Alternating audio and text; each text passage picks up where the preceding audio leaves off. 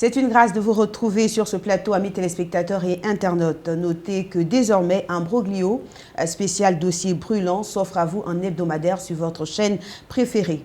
Avec le prophète Don Céleste Nabi, l'homme aux oracles révolutionnaires, nous parlerons de ces nouvelles doctrines et pratiques lucifériennes qui ont pénétré l'église de Côte d'Ivoire. Que voici, de quoi s'agit-il exactement et pourquoi une telle préoccupation? On en parle. Serviteur de Dieu, shalom. Shalom à vous, ma chère sœur.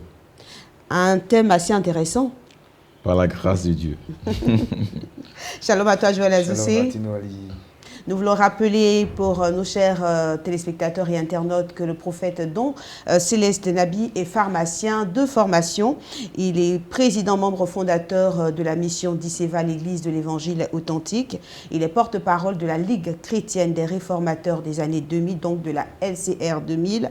Homme des saintes écritures bibliques, il est apologète et défenseur de la sainte doctrine en préparation d'un PhD en leadership dans une université basée aux États-Unis. Il est panafricaniste, afro-convaincu à l'œuvre, également écrivain. Alors, avant de rentrer dans le vif du sujet, serviteur de Dieu, avant-propos.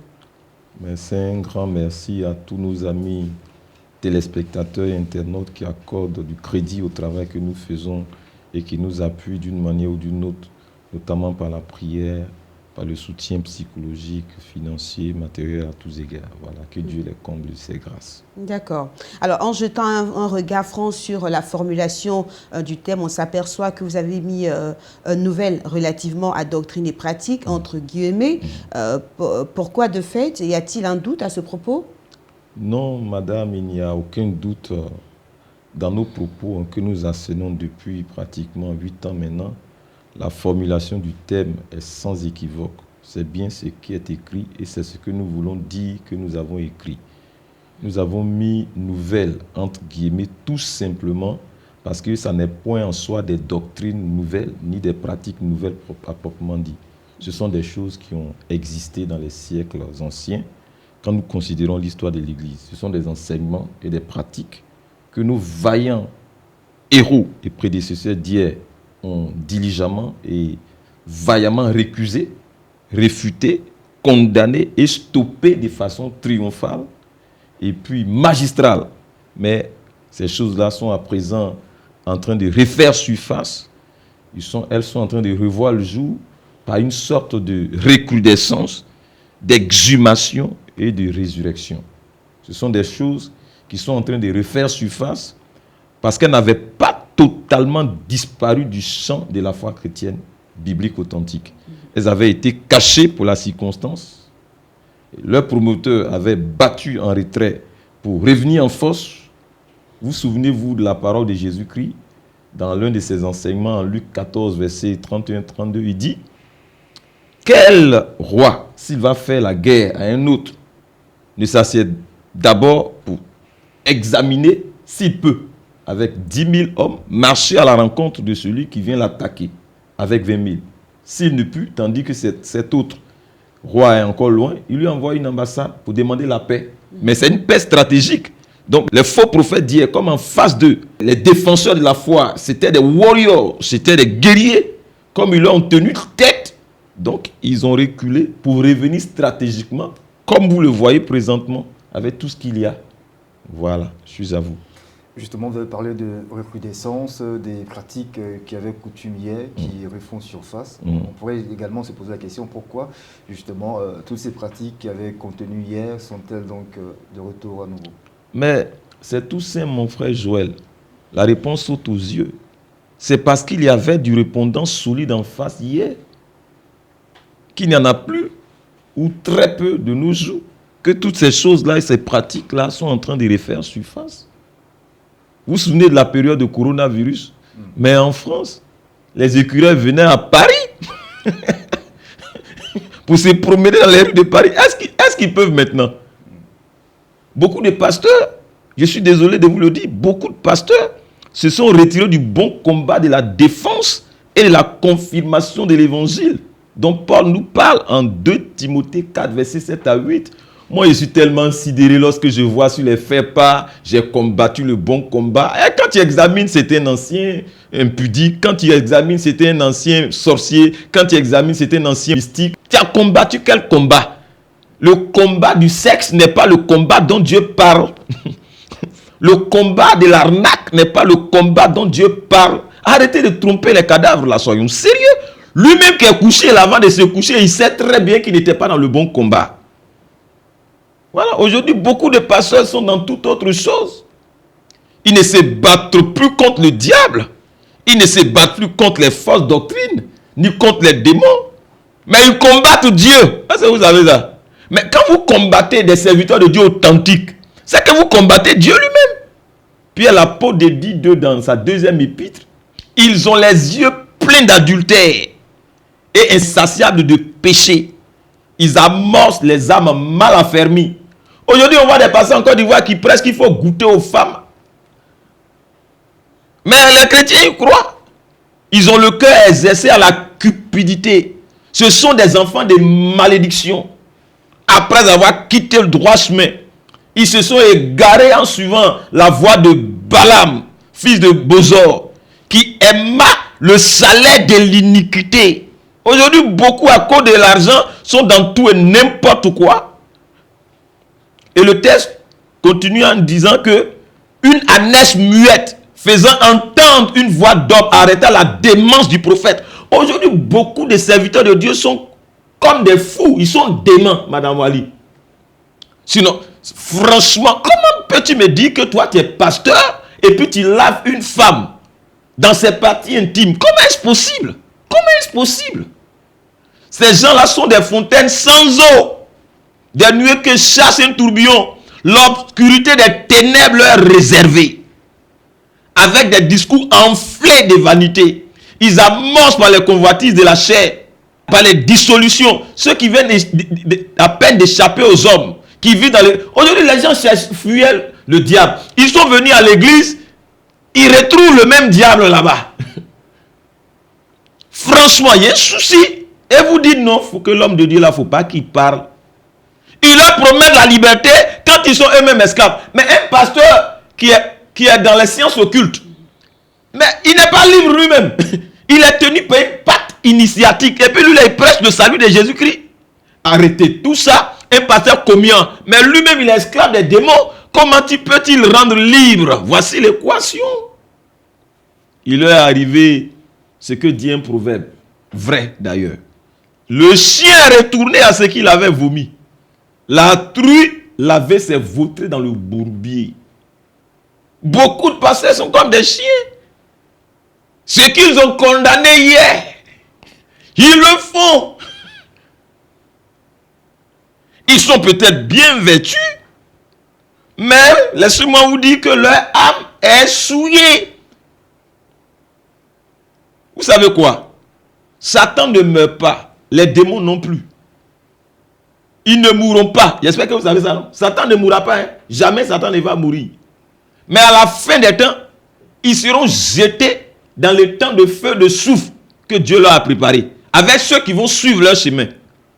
Et donc, comme Satan ne meurt pas, lorsque dans une génération, suivez-moi bien, monsieur Azoussé, lorsque dans une génération, Satan et ses démons croisent en face des hommes de Dieu, acquis à la cause de Dieu, des hommes de Dieu de calibre, de taille, de cran, des hommes de Dieu compétents, intransigeants, aux dispositions guerrières et messianiques, alors que fait le diable? Mais lui et ses démons, ils se retirent du champ de bataille de la doctrine de la foi chrétienne. Ils se cachent, ils vont se terrer, ils vont s'enquister comme des parasites ou l'escargot. L'escargot en saison sèche là, il fabrique une coque et puis il s'enquiste. Le phénomène s'appelle l'enquistement. Il se fabrique donc une coque et puis il se cache. C'est ce que Satan fait. Mais ce que vous ne savez pas, c'est qu'ils se font oublier pour la circonstance, mais ils n'oublient pas leur projet de détruire l'église à travers les fausses doctrines, les pratiques qu'ils vont cacher. Et ils sont convaincus qu'avec le temps, ces hommes-là, qui l'ont opposé triomphalement de la résistance, ils seront rappelés par Dieu. C'est alors que Satan et ses éléments qui ont pris le temps de conserver au frigo de l'innocence et de la naïveté du peuple de Dieu, ils ont conservé leur poudrière de fausses doctrines, leur poudrière de pratiques lucifériennes, dont ils ne se sont pas débarrassés, alors ils vont se dévoiler, comme ça n'est le cas présentement, avec tout ce que nous voyons dans le corps de Christ. Les communiants sont sortis, les sorciers sont sortis, sont pasteurs, les fétichistes sont sortis, sont pasteurs, les mystiques sont sortis, sont pasteurs. Pourquoi? Parce qu'il n'y a pas en face. Ils attendent juste le bon moment ou la génération favorable pour revenir à l'offensive. Satan n'abandonne jamais ses projets. Il les met en stand-by. Mais tôt ou tard, il revient à la charge, Madame Wali. Je suis à vous. Alors, qu'est-ce qu'on va comprendre? Je sais que les gens attendent que nous autres, là, Dieu nous rappelle, hein, ils sont pressés. Je suis à vous. Alors, je voudrais savoir, qu'est-ce que vous entendez par génération favorable? Le moment favorable pour vous, c'est quoi? Mais le bon moment, c'est l'époque de l'histoire de l'Église où l'Église démissionne du champ du combat pour le compte de la défense de la foi. Quand l'Église démissionne, mais c'est le moment favorable. C'est l'époque dans laquelle l'Église, les pasteurs, les leaders et les chrétiens perdent le sens des priorités de Dieu. Ils perdent le sens des intérêts de Dieu. Est-ce que vous êtes convaincu qu'à présent, les intérêts de Dieu comptent pour les chrétiens, pour les pasteurs? Le bon moment, M. Joël Azoussé, c'est la période des juges dans l'Église. Un moment où Christ est exproprié de la terre de l'Église. Vous ne voyez pas sur les affiches là, on ne voit pas Jésus-Christ. Hein? C'est eux qu'on voit avec leurs femmes. C'est des braqueurs. Nous, on s'en fout de ta tête. On s'en fout de la tête de ta femme. Nous, on veut que tu nous parles de Jésus-Christ. C'est lui qui nous intéresse. Ta photo, on s'en moque. C'est le moment où chaque pasteur fait comme bon lui semble. Chaque chrétien fait comme bon lui semble. Chaque église fonctionne comme bon lui semble. Maintenant, la génération favorable à Satan et aux démons, c'est la génération qui se dépassionne de Dieu, qui se dépassionne des intérêts de Dieu, qui se dépassionne de l'amour de Dieu, qui se dépassionne de l'œuvre de Dieu, qui se dépassionne du service de Dieu. C'est la génération qui poursuit des priorités futiles et qui se perd dans des courses effrénées pour la conquête des biens de ce monde au mépris de sa communion avec Christ.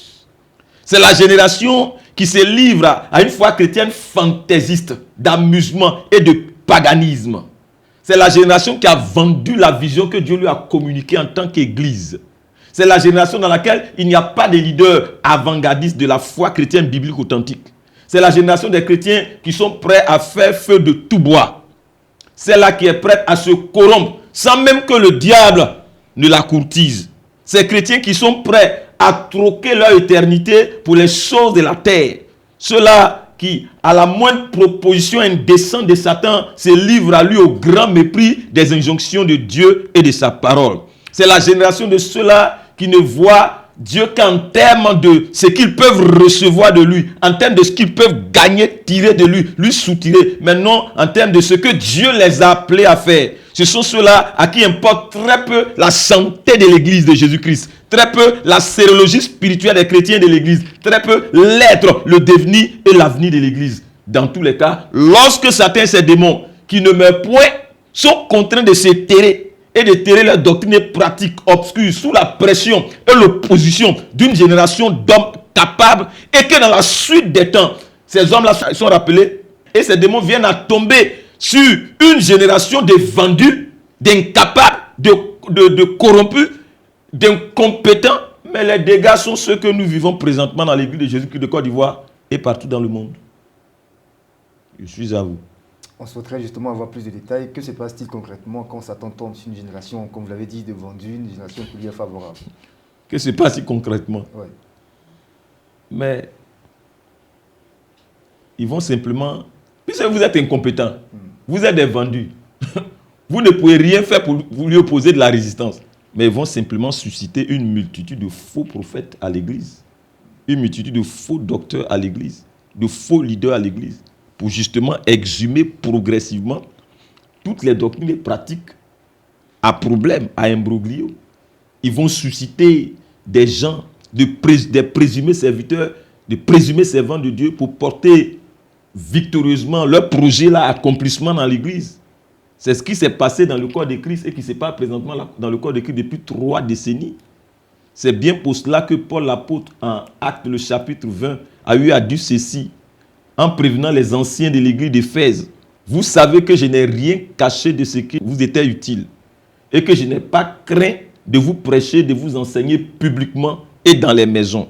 Maintenant écoutez, annonçant aux Juifs et aux Grecs la repentance envers Dieu, numéro 1, et la foi en notre Seigneur Jésus-Christ, numéro 2. Voici le message de l'évangile. Mais je ne fais pour moi aucun cas de ma vie, comme si elle m'était précieuse. Est-ce qu'on trouve des serviteurs de Dieu de ce genre encore? Pourvu que j'accomplisse ma course avec joie et le ministère que j'ai reçu du Seigneur Jésus-Christ. Il y en a encore afin d'annoncer la bonne nouvelle de la grâce de Dieu. Il y en a encore. Et maintenant, voici. Je sais que vous ne verrez plus mon visage.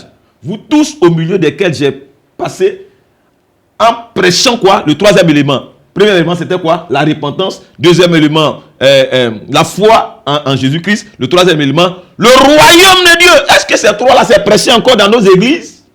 Madame Wali, c'est prêché encore dans nos églises? Quand vous regardez à la télévision, c'est prêché. Sur les radios, c'est prêché. Sur les affiches publicitaires, c'est prêché. C'est pourquoi je vous déclare aujourd'hui que je suis pur du sang de vous tous. Car je vous ai annoncé tout le conseil de Dieu sans en rien cacher. Il n'a rien caché. Est-ce qu'aujourd'hui les gens prêtent toute la parole de Dieu? Prenez donc garde à vous-même et à tout le troupeau sur lequel le Saint-Esprit vous a établi évêque pour paître l'église du Seigneur qui s'est acquis par son sang. Aujourd'hui, beaucoup de personnes ont oublié que les fidèles, là, ce n'est pas leurs fidèles, ce n'est pas votre patrimoine, les fidèles. La Bible dit dans ce texte-là que le Seigneur les a acquis par le prix de son sang. Et le Saint-Esprit nous les a confiés. Je sais au verset 29, qui s'introduira parmi vous après mon départ. Des loups cruels. On a des loups cruels, pasteur, ici, qui n'épargneront point le troupeau. Ils n'épargnent point les chrétiens de Côte d'Ivoire. Et qui se lèvera du milieu de vous des hommes qui enseigneront des choses pernicieuses. On écoute tout cela pour entraîner les disciples après eux. Veillez donc. Maintenant, je vous recommande à Dieu et à la parole de sa grâce, à celui qui peut édifier et donner l'héritage avec tous les sanctifiés. C'est clair. Maintenant, la question qui se pose, c'est celle-ci. Pourquoi au juste, ces faux enseignants ne sont-ils pas venus travailler dans cette église d'Éphèse lorsque Paul était présent? Pourquoi ont-ils attendu jusqu'à ce que, ou bien attendent-ils jusqu'à ce que Paul aille? La réponse est évidente. Paul était un dépositaire de taille. Ils étaient certes là, ces gens-là, ces faux enseignants, ils étaient là. Mais Paul leur faisait écran. Pourquoi hier les Israélites ont attendu que Moïse aille sur la montagne avant de demander à Aaron de bâtir un veau d'or? Parce qu'ils savent que Moïse n'allait jamais accepter cela. Aujourd'hui, l'église est remplie de plein d'Aaron, plein d'Aaron. Prêt à faire ce que le peuple leur demande, sous pression, à craquer devant les exigences sordides du peuple. Ils connaissent la force de frappe de Moïse. Ils connaissent aussi la légèreté d'Aaron, son laxisme, sa tolérance exagérée. Ils ont trouvé en lui la faille et la porte par laquelle il faut passer. Moïse était mur infranchissable, à ne point défier pour eux. Il allait réagir, Bautier. Il n'allait pas leur bâtir un veau d'or. Avant de venir faire certaines choses dans certaines maisons, on regarde bien le papa de la maison. Je suis à vous. Avant de poursuivre, Martine, vous parliez des affiches tout à l'heure. Vous avez quelque chose contre les affiches publicitaires. Qu'est-ce que vous auriez voulu voir sur ces affiches-là? Mais moi, je n'ai rien contre les affiches publicitaires pourvu que ce soit Christ qui soit au centre. Mais pas l'homme. Non pas les images. Non pas l'homme. Que ce soit Christ. Voilà. Le pasteur peut mettre sa photo, hein. Mais Christ doit avoir la prédominance. Mais une affiche dans laquelle on voit un pasteur dans une fauteuil royal, dans des apparats du roi, et puis on ne voit même pas un seul passage biblique, ni le nom de Jésus-Christ, moi ça me pose problème. Voilà. Je suis en vous. Alors, homme de Dieu, finalement, comment ces ouvriers de Satan parviennent-ils à s'infiltrer dans l'Église, je veux dire, sous le regard des leaders? Mais dites autant que ces leaders-là sont aveugles alors. Qu'est-ce que Paul dit dans le texte que je viens de vous lire, dans Actes 20, 29? Je sais qu'il s'introduira parmi vous. C'est l'idée de quoi? Malice, ruse, camouflage, séduction, confusion. Après mon départ, c'est-à-dire que c'est quand les leaders ne sont pas là, les leaders de cran, des loups cruels qui n'épargneront point le troupeau. Et puis, écoutez la deuxième stratégie. Et qui se lèvera du milieu de vous. Donc, ils sont dedans. Mais vous n'êtes pas au courant. Il ne peut pas se lever parce que Paul est là. Il se lève, il les abaisse. Et la voix du Saint-Esprit triomphe. Donc, qui s'élèvera du milieu de vous. Ici, c'est de l'imposture, usurpation, corruption, forfaiture. Des hommes qui enseigneront des choses pernicieuses pour entraîner les disciples après eux. Il y a deux expressions clés. S'introduire parmi et s'élever du milieu de vous. Oui, je le dis ce soir. Les faux prophètes, les faux pasteurs, les faux enseignants, les faux apôtres, les faux évangélistes, les loups cruels rentrent dans l'église pour opérer efficacement toujours par ces deux voies. Ils s'introduisent par séduction, ils s'élèvent en position de leadership par imposture, usurpation ou forfaiture. Des fois, vous savez ce qu'ils font, Madame Wali? Des fois, ils procèdent par du ôte-toi de là que je m'y mette. Quand les leaders d'en face n'ont pas de cran, c'est-à-dire qu'il est venu trouver un pasteur, mais comme le pasteur n'a pas de cran, il le dégage.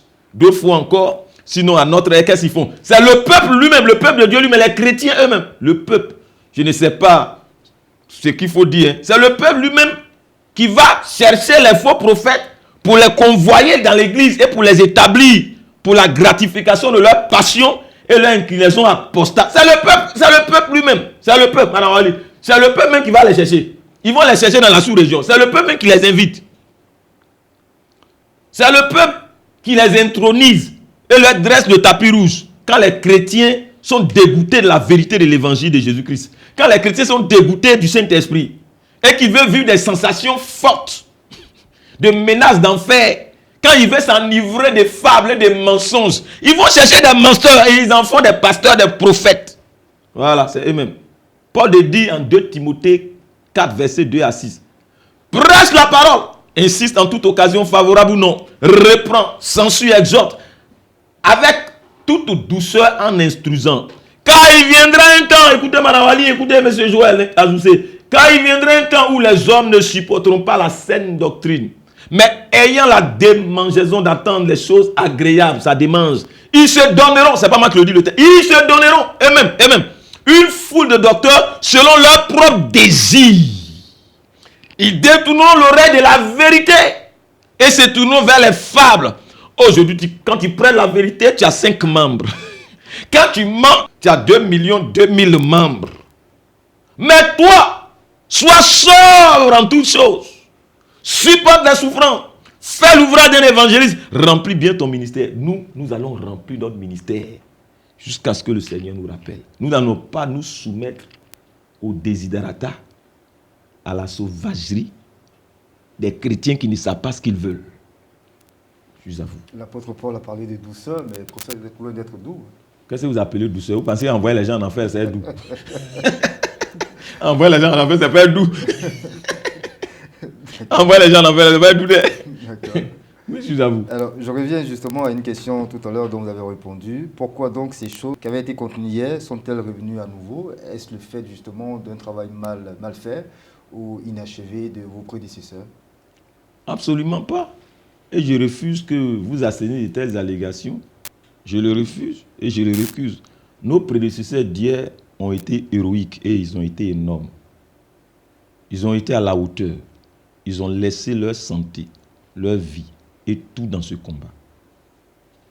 Paul dit, j'ai lu tout à l'heure, il ne fait aucun cas de sa vie comme si elle était précieuse. C'est ce qu'ont fait nos prédécesseurs. Vous vous imaginez Martin Luther, l'Allemand, seul, contre tout le système d'en face, et qui triomphe pour que naisse sous les ailes de sa foi l'église protestante, une résurrection de l'église authentique qui avait été enterrée pendant 10 siècles. Vous imaginez la quantité de travail que Calvin a battu sans ordinateur en son temps. Pour rappel, Martin Luther est mort par une crise cardiaque. Que dit des hommes tels que Charles Ford Parham, William J. Seymour, Watman Nee, à qui on a coupé les pieds et les mains, John Knox, l'Écossais, John Wesley, qui a écrit des milliers de livres, jusqu'à 85 ans, George Whitefield, Andrew Benson, Idaoussa au Nigeria, ce fut des grands hommes qui ont abattu un énorme travail. Jan Hus, il a été tué. Ils ont fait leur part avec les moyens qu'ils avaient à l'époque, sous la puissante onction du Saint-Esprit. Il nous revenait, mon frère Joël Azoussé, d'assumer à notre tour. Sinon, à notre génération, aux générations après eux, de faire respecter la mémoire et de pérenniser le travail qu'ils ont fait en demeurant dans leur vision. Mais que, hélas, il ne faut pas accuser ces hommes. Ils ont fait un travail énorme. Au lieu de suivre nos prédécesseurs, les gens sont allés dans autre chose. Ils sont devenus des sorciers, des mystiques, des charlatans, des escrocs, des débauchés, des mondains habillés aux couleurs de la foi chrétienne, des pédés et n'importe quoi. Ça donne ce que ça donne. Il ne faut pas vouloir en imputer la responsabilité à ces héros de Dieu qui, hier, nous ont laissé un héritage énorme. Ils ont œuvré pour ramener l'Église à la vie. Et nous sommes en train de creuser à nouveau la tombe de l'Église en allant nous accoquiner avec ces fossoyeurs d'hier non repentants et impénitents qui avaient décidé de lui faire la peau et qui sont décidés à lui faire la peau à travers l'écuménisme, le syncrétisme et d'autres voies obscures. Ce ne sont point nos pères prédécesseurs qui ont échoué et qui auraient mal travaillé, mon frère Joël. Ce sont ceux qui sont venus après eux qui ont échoué. Ils n'ont pas eu le cœur de nos pères défenseurs de la foi chrétienne biblique d'hier. Ils se sont perdus dans d'autres voies et se retrouvent à être sans repère. Sinon, nos prédécesseurs ont fait du bon boulot. Ils ont fait un travail historique et remarquable. Il revenait aux générations d'après d'assumer leur part de responsabilité dans la défense de la foi chrétienne en suivant leurs traces, leurs voies, leurs enseignements. C'est ce qu'ils devaient faire. Mais vous pouvez vous en rendre compte. Ils s'en sont détournés et cela a donné ce que ça donne. Cet état actuel des choses traduit par la reviviscence, par le retour des doctrines hérétiques, lucifériennes, démoniaques que nos prédécesseurs ont condamné hier là. Ça n'est pas imputable à ces braves hommes d'hier qui ont préservé la foi. C'est la responsabilité de ceux qui sont venus après eux, qui se sont rendus coupables de profanation, qui se sont rendus coupables de trahison, qui se sont rendus coupables de déviation, qui se sont rendus coupables de légèreté, de laxisme, de laisser aller. Donc il ne faut pas transposer la responsabilité sur nos vaillants pères d'hier. Non, eux ils se sont opposés, ils ont laissé leur vie. Vous savez quoi? La foi chrétienne se vit de génération en génération. Chaque génération doit faire sa part. Il est de la responsabilité de chaque génération de défendre la foi chrétienne à son temps, de la préserver et de la partager, mais aussi de laisser en héritage aux générations à venir quelque chose de consistant. Ce n'est pas normal que lorsqu'on faillit quant à ses responsabilités envers Dieu, envers la mission de Dieu, on en impute la culpabilité à d'autres personnes. Soyons responsables. Je suis à vous. Est-ce qu'il y a eu transmission de relais? Est-ce que le flambeau a été bien passé à la génération future qui a succédé justement à ces leaders-là? Moi, je n'étais pas là. Mais vu que c'était d'excellents hommes, ils ont fait leur part de travail. Pour preuve, la foi a été préservée. Elle est parvenue à nous. Voilà.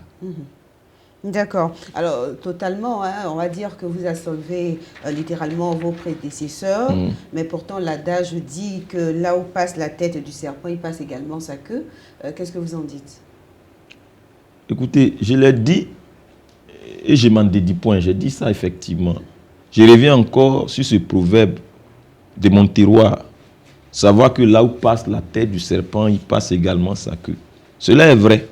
Mais cela n'est vrai que dans le cas où la queue du serpent reste rattachée à sa tête. On se comprend bien, Madame Wali? Tout à fait.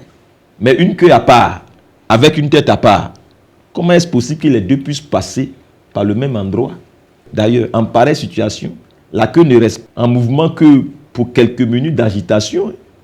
Ceci pour dire que de la manière dont les héritiers ou successeurs se sont éloignés de la voie de leurs prédécesseurs dans le cadre de l'œuvre de Dieu pour se rattacher à des courants obscurs, comment est-ce possible que là où passe la tête du serpent, il passe aussi sa queue? Ils n'ont pas suivi la voie de leurs prédécesseurs. Impossible. Il est vrai que les générations d'après nos prédécesseurs qui sont allés vers d'autres sources et autorités et centres d'intérêt se sont entraînés par d'autres choses, se sont laissés être entraînés par d'autres choses, par d'autres projets.